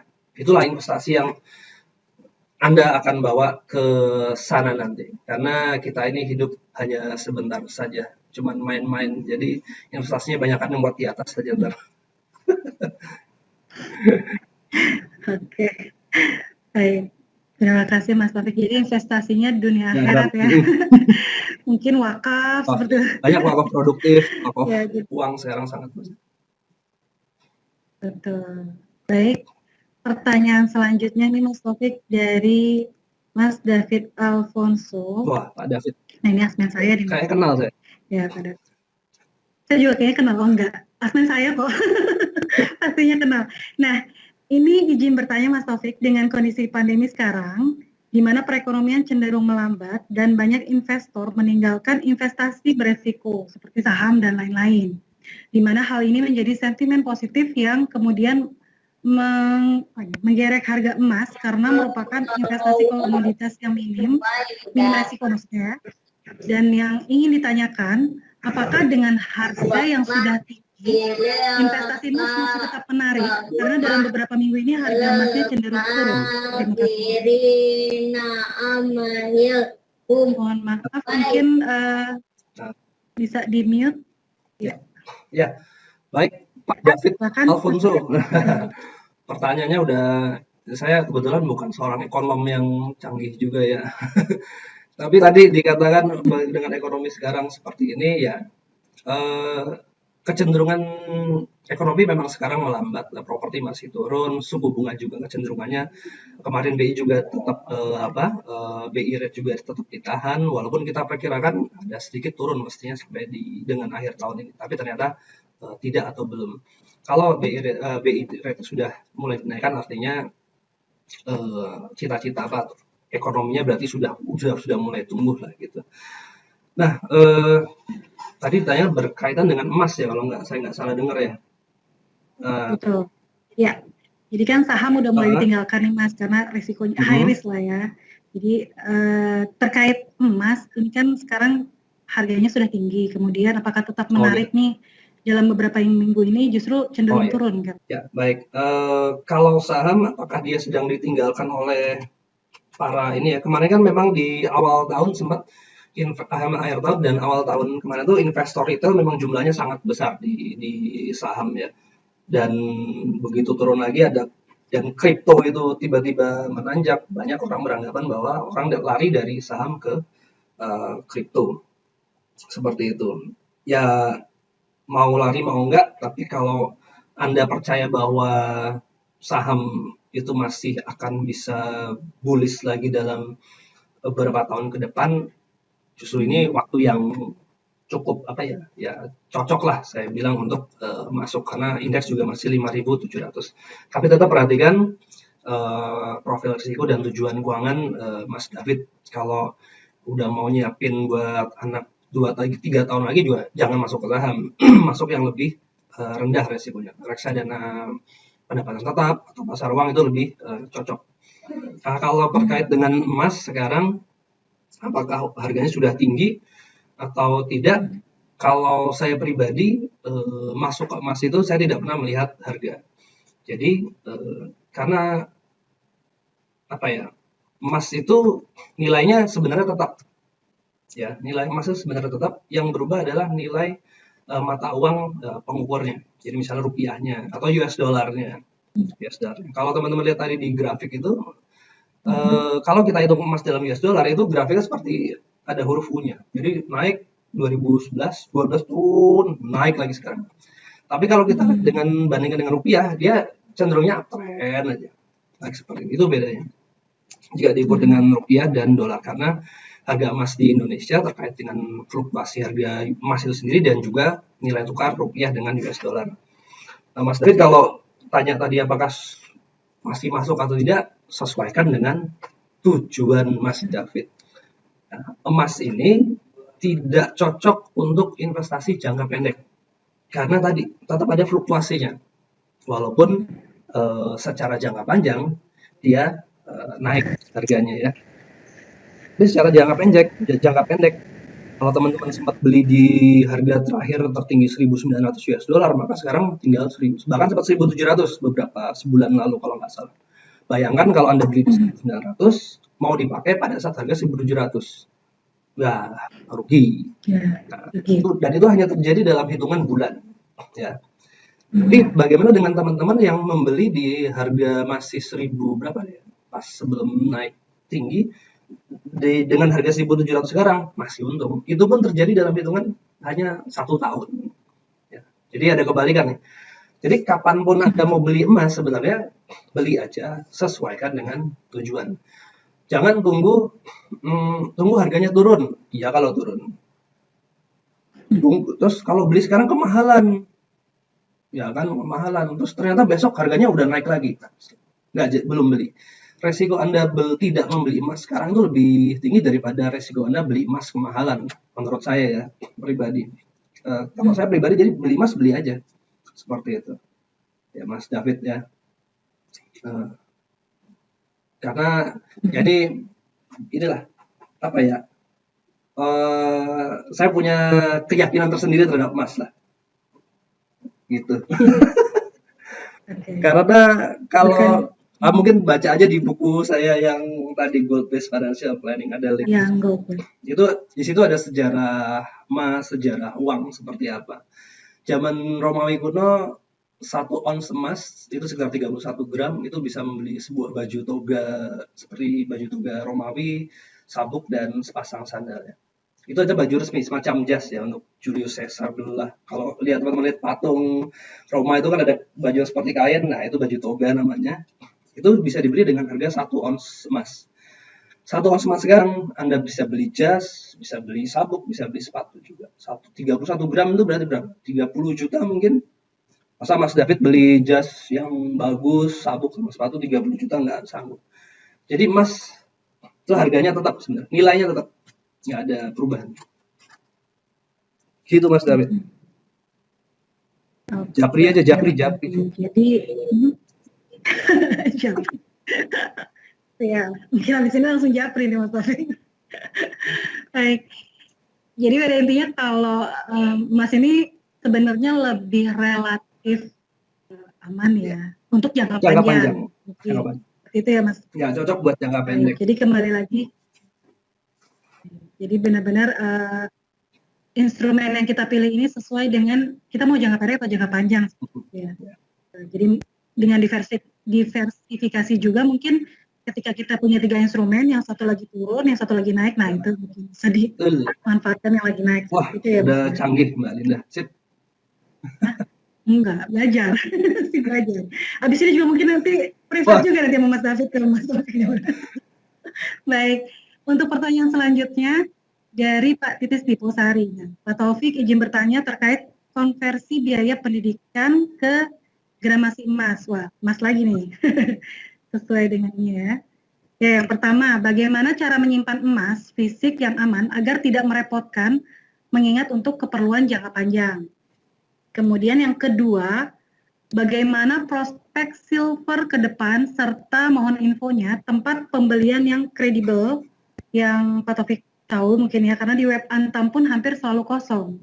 Ya, silakan Mas Taufik dijawab. Ya, kalau tempat menyimpan emas paling aman, ya kalau saya sih ditaruh di SDB ya, di Safe Deposit Box di bank. Di bank ada, di Pegadaian juga bisa. Itu kalau kita menyimpan emas fisik dalam jumlah besar. Bisa juga untuk yang, nah ini untuk yang menerimanya, ada juga bisa kita simpan secara digital. Jadi, tapi tempatnya tentunya pembeliannya harus yang terpercaya seperti di Antam. Di Antam itu menyediakan produk namanya brand. Jadi kita bisa beli emas secara digital dan disimpan fisiknya oleh mereka di pabriknya mereka. Tidak dicetak dulu mas, masih berupa bongkahan dulu. Nanti kalau kita mau ambil baru dicetak sama mereka. Tapi itu pilihan lah, mau digital mau fisik. Tapi kebanyakan orang setahu saya sangat memilih untuk menyimpan emas dalam fisik, baik yang kecil-kecil ya. Sekarang banyak yang emas mini yang 0,025 gram, setengah gram itu banyak banget. Atau yang mungkin emas tadi udah punya 1 kilo kali ya, kalau ditaruh di rumah akan sangat risky ya. Itulah salah satu resiko berinvestasi emas, kehilangan. Kalau udah hilang, nah gitu. Tapi kalau Anda beli saham senilai 1 kilo emas, 1 miliar gitu, rumah Anda misal, amit-amit jangan sampai rumahnya terjadi musibah, sahamnya masih aman, ada di bank tadi. Jadi semua ada risikonya. Nah, penyimpanan emas fisik, risiko paling besar adalah kehilangan, seperti tadi ya. Makanya simpannya di safe deposit box, di bank atau pegadaian. Kemudian yang kedua adalah pertanyaannya mengenai silver ya, perak. Nah, jadi silver ini rasionya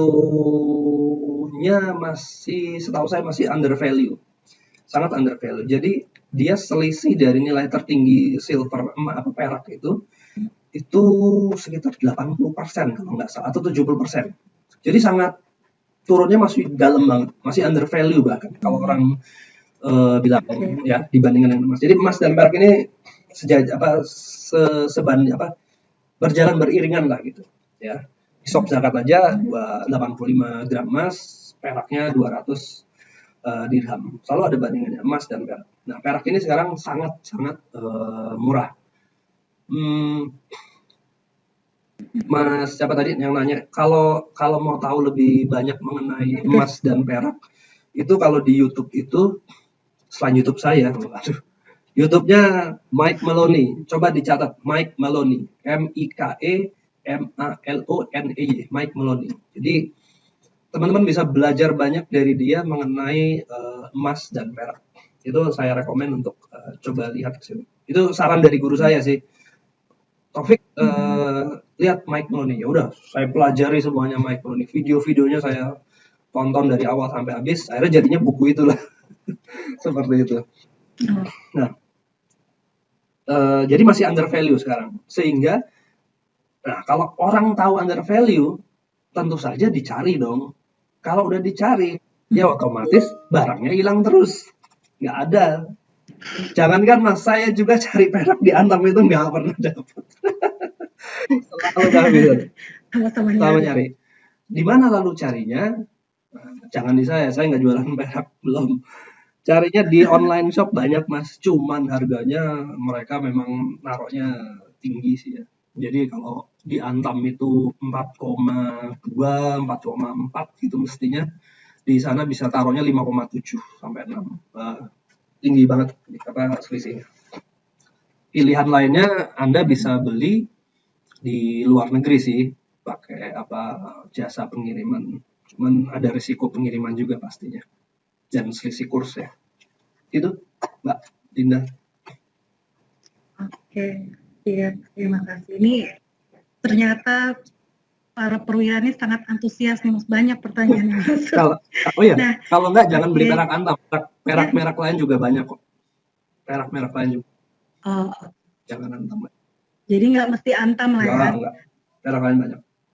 Karena mungkin orang kan kalau ketika berbicara masalah emas gitu kan atau perak, mereka lebih percaya dengan Antam gitu.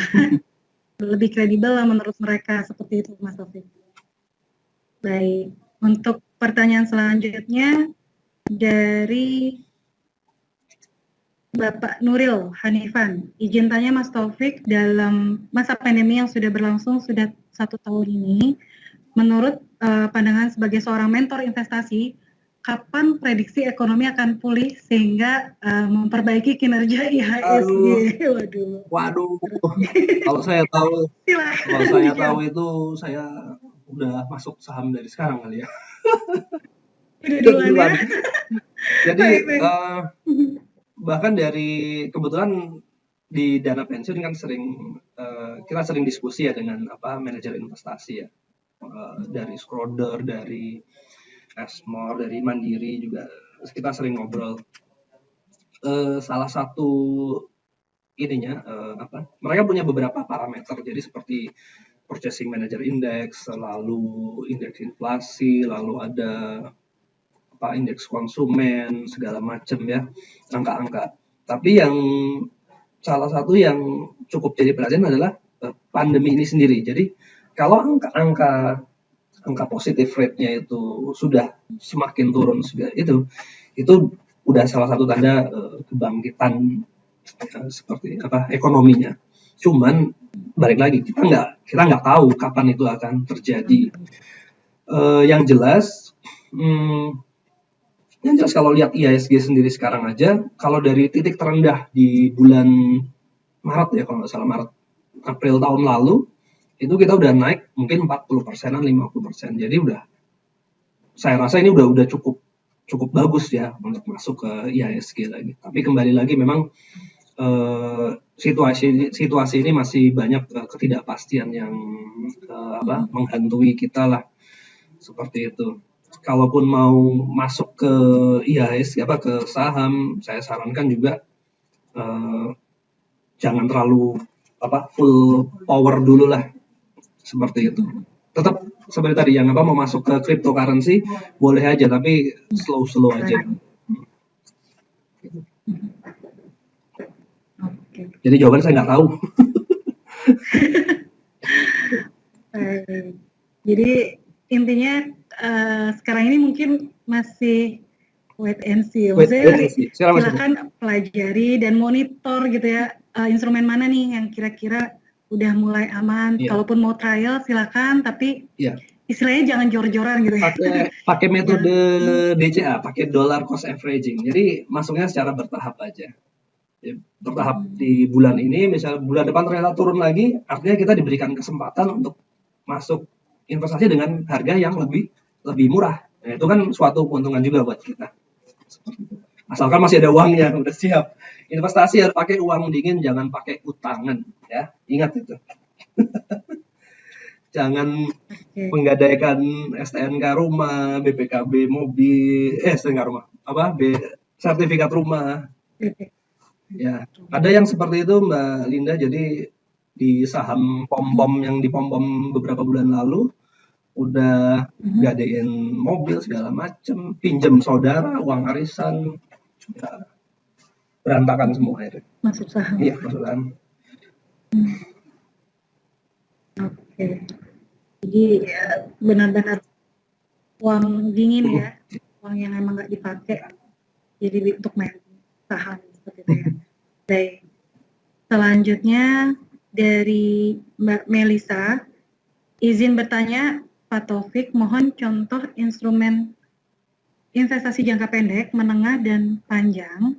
Jika sudah tercapai target keuangan pada suatu instrumen investasi, bagaimana menyikapinya? Apakah ditarik atau didiamkan di instrumen investasi tersebut sampai waktunya akan digunakan? Mantap.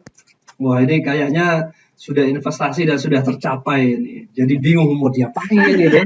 Sepertinya udah tercapai, bingung mau diapain ya. Naruh di kripto masih naik lagi nggak ya kripto ya? Waduh. Gitu. Jadi paling enak setelah Anda sudah berhasil mencapai target, segera pindahkan aset investasi tersebut ke instrumen yang resikonya rendah. Gitu.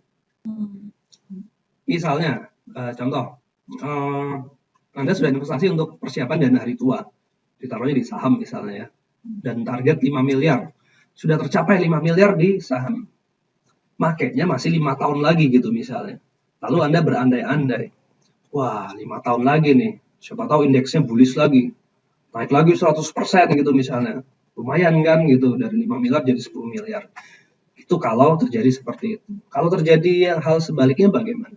Itu akan 5 miliar yang sudah siap untuk Anda gunakan justru untung, malah nyungsep ke dalam. Nah, jadi kalau sudah memang tercapai targetnya, segera pindahkan aset tersebut ke aset yang lebih rendah risiko, siap pakai gitu. Contohnya ya langsung aja masukin ke tabungan, langsung ke deposito, atau paling banter mungkin reksadana pasar uang. Karena itu reksadana pasar uang itu kan isinya deposito, isinya obligasi di bawah 1 tahun, resikonya relatif lebih rendah ya daripada pendapatan tetap atau campuran atau saham. Segera pindahkan. Kalau tidak Anda pindahkan ya tadi, kita masih taruh di saham atau di reksadana campuran gitu misalnya, lalu tiba-tiba bulan depan, tahun depan situasi berbalik, Anda akhirnya harus gigit jari karena uang investasi Anda tiba-tiba berkurang. Lebih baik Anda pindahkan ke instrumen yang lebih aman seperti itu. Memang pada tapi ada kontrarinya memang ya, ada apa sih resikonya. Jadi uangnya tumbuhnya jadi lebih lambat gitu. Tapi kalau sudah mencapai target ya kenapa enggak? Ini mirip dengan kalau Anda seorang trader saham ya. Jadi trading for living. Trader itu sangat harus disiplin. Jadi kalau sudah tercapai target keuntungannya 1% dalam sehari tapi ya 1% langsung tarik, langsung dieksekusi, langsung jual. Lalu tiba-tiba harganya naik jadi 10% gimana? Ya itu bukan rezekinya dia. Yang jelas dia harus stick to the plan. Kita udah punya rencana, kita punya target 5 miliar. Dapat 5 miliar, kenapa nggak kita ambil? Tapi malah Anda biarkan, lalu ternyata malah jatuh. Jadi terlalu berisiko kalau Anda biarkan itu di instrumen tersebut. Kalaupun misalnya Anda masih kepengen juga, nah ini orang makanya kan suka gitu kan, oh nanti sayang, ya ambil sebagian besar lah, jangan sisakan sedikit kalau Anda mau. Ini saran aja ya, tidak harus diikuti, semua orang berbeda-beda, gitu Mbak Linda. Oke Mas, ini pertanyaan terakhir nih sepertinya ya, iya. Dari Mas Palesta Arafat. Mas Taufik, ada saran alternatif investasi saat kita punya anak untuk mensecure biaya pendidikan di masa depan dengan kita beli properti, apakah alternatif itu bagus? Nah, ini terkait properti. Nah, ini kalau ini terkait properti ya kembali lagi saya saya lebih melihat properti itu kalau Anda memperlakukannya sebagai aset yang akan dijual belikan ya itu bisa dalam jangka pendek akan menghasilkan uang atau dikontrakkan ya gitu misalnya. Kalau Anda trader properti gak ada jarang ya. Jual beli properti lah, beli rumah di sini dibagusin lalu jual lagi ya boleh aja. Itu kalau menghasilkan Anda lakukan seperti itu menguntungkan, artinya Anda sudah menguasai ilmu properti jual belinya. Kalau di kontrakan juga Anda pasti sudah punya waktu untuk mengurus kontrakan Anda, ya, nagihin ke orangnya, lalu membersihkan rumahnya, siapa yang menjaga, Anda pasti sudah memperhitungkannya. Jadi apakah bagus untuk dana pendidikan? Bagus-bagus saja, nggak apa-apa. Mau dibeli sekarang lalu dibiarkan bobrok sampai 20 tahun lagi ya nggak apa. Asal Anda mau jual 20 tahun lagi tapi ya perlunya buat misalnya buat kuliah gitu atau S2 anak gitu. Beli dari sekarang 1 miliar, udah gue biarin 20 tahun soalnya buat kuliah anak gue ini. Ya udah, nggak apa-apa. Mudah-mudahan harganya naik. Ya mudah-mudahan karena kadang ada juga properti tanah yang harganya turun. Misalnya kebanjiran seperti itu ternyata. Ya tetap berhati-hati. Tapi apakah properti cocok? Semua investasi bagus kalau Anda tahu ilmunya, Anda tahu prosedurnya, tahu exit strateginya. Itu bagus. Gitu. Asal yang halal lah ya. Oke. Ya, yang penting halal ya. Oke. Mas Taufik, sebenarnya ada beberapa pertanyaan lagi, cuma mungkin kami cukupkan karena udah jam 10.40. Sangat antusias sekali nih para perwira, banyak sekali pertanyaan yang masuk. Dan dari pertanyaan-pertanyaan yang tadi disampaikan, mungkin kami minta tolong ke Mas Taufik untuk memilih 3 pertanyaan yang menurut Mas Taufik menarik nih. Semuanya menarik sih, cuma untuk kita bagikan hadiah. Jadi minta tolong Mas Taufik untuk tadi yang diingat pertanyaan tentang apa nih nanti kita. Yang menarik pasti yang teringat ya. Iya.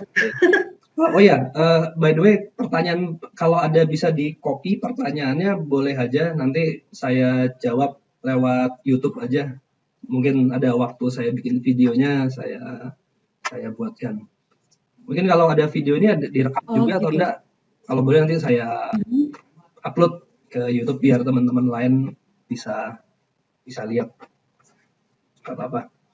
Oh, baik. Jadi nanti 3 pertanyaannya itu kami kirimkan ke pertanyaan-pertanyaan yang sudah masuk kami kirimkan ke Mas Taufik, nanti Mas Taufik pilih gitu ya. Milihnya sih saya sekarang aja, milihnya sekarang. Nggak, yang belum terjawab.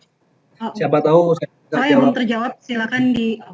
Kalau yang menarik tadi itu yang nanya investasi yang kripto itu memang lagi happening banget dan saya terus terang juga nyoba dikit-dikit karena saya saya sering ditanya Mas kalau kripto seperti apa, kalau saya nggak tahu bagaimana rasanya pegang kripto sendiri saya nggak akan bisa jawab seperti tadi.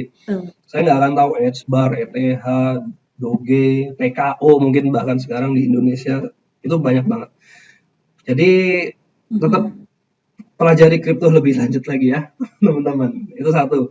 Lalu yang kedua yang tanya ke saya mengenai apa tadi itu? Ini yang sesuai norma dan syariat halal. Wah, itu agama ya. Bagus banget. Itu saya seperti diingatkan lagi sih. Saya memang jadi saya suka membagi. Kita kan sering ngomong tujuan keuangan ya, dana hari tua, dana pendidikan. Tapi ada satu sebenarnya yang harus dilihat sebelum itu, yaitu tujuan hidup. Tujuan hidup itu ada 2, di dunia dan di akhirat. Kalau tujuan akhirat, udah pasti kita maunya ke atas, ke surga ya. Itu udah pasti. Nah, bagaimana mencapai tujuan akhirat, itu harus bisa didukung oleh tujuan di dunia. Anda di dunia itu ingin dikenang sebagai apa? Anda ingin menjadi orang yang seperti apa? Tujuan dunia harus bisa mendukung pencapaian tujuan akhirat. Nah, tujuan di dunia harus bisa didukung oleh pencapaian tujuan keuangan. Jadi jangan hanya serta-merta kita lalu mendidik anak di sekolah yang mahal-mahal udah segala macam, tapi hanya sekedar pintar aja, enggak. Anak pintar harus bisa mendoakan kedua orang tuanya, semoga dia jadi anak soleh-soleha, semuanya ya kita di sini. Amin. Tujuan hidup tercapai, mendoakan kedua orang tuanya dan bisa masuk surga. Jadi itu tadi. Investasi yang paling amal jariah yang tidak terputus itu kan yaitu sedekah jariah, ilmu yang bermanfaat dibagikan dan doa anak soleh. 3 inilah teman-teman pegang itu. Caranya lewat mana? Wakaf, segala macam, teman-teman lebih paham lah. Nah, itu pertanyaan kedua. Bagus sekali. Lalu pertanyaan ketiga yang soal tadi nanya perak itu tadi. Emas sama perak tadi itu siapa itu? Silver ya. Itu saya memang lagi cari-cari soal perak sih. Lagi nyari peraknya juga. Nggak ketemu-ketemu. Sama kita, Mas. Nyari perak nggak ketemu-ketemu. Carinya di all shop aja lah udah. Oke. Oke, tadi jadi sudah ada 3 ya pertanyaan yang menarik, yaitu tentang kripto, tentang yang investasi yang tidak bertentangan dengan norma agama, kemudian yang ketiga silver ya. Baik, ya selamat buat para perwira yang sudah mendapatkan hadiah dari tim More3 Talks, nanti akan dihubungi oleh panitia. Terima kasih juga Mas Taufik yang sudah memilihkan pertanyaan yang menarik. Semuanya menarik sebenarnya, cuma karena hanya ada 3 dialokasikan. Betul. Pertanyaannya sebenarnya bagus-bagus semua. Terima kasih atas partisipasi aktif para perwira yang hadir pada pagi hari ini. Dan nanti juga akan ada 10 pemenang door prize buku dari Mas Taufik yang judulnya Dompet Sehat Karyawan Muda, dan informasinya itu sudah ditandatangani oleh Mas Taufik sendiri ya. Betul. Iya. Nah, jadi nanti akan disampaikan di chat box. Silakan nanti perwira lihat di chat box siapa-siapa aja yang memenangkan buku dari Mas Taufik. Dan tadi juga ada e-book ya Mas Taufik, bisa ini ya, bisa QR code ya. Betul.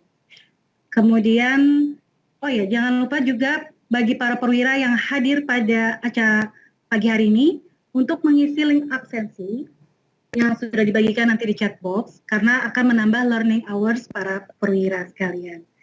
Baik Mas Taufik, sebenarnya mungkin masih ingin diskusi lebih panjang yang menarik nih. Kembali lagi ke tadi, tema kita hari ini kan banyak anak, banyak investasi ya. Jadi Mas Taufik juga sudah menjelaskan seperti apa sih investasi, seperti jadi ketika perwira Pertamina ingin punya keinginan untuk banyak anak, mereka sudah tidak takut. Semangat ya. Udah nggak takut lagi gitu, udah tahu menyiasatinya, karena kan kalau karyawan penghasilannya tetap ya. Nah, jadi dengan investasi tidak takut lagi untuk menambah anak, karena bisa menambah pundi-pundi income-nya ya Mas Taufik ya. Tapi tetap harus waspada, tetap harus mempelajari dulu agar low risk seperti itu ya. Semuanya punya resiko, jadi tetap harus dipelajari.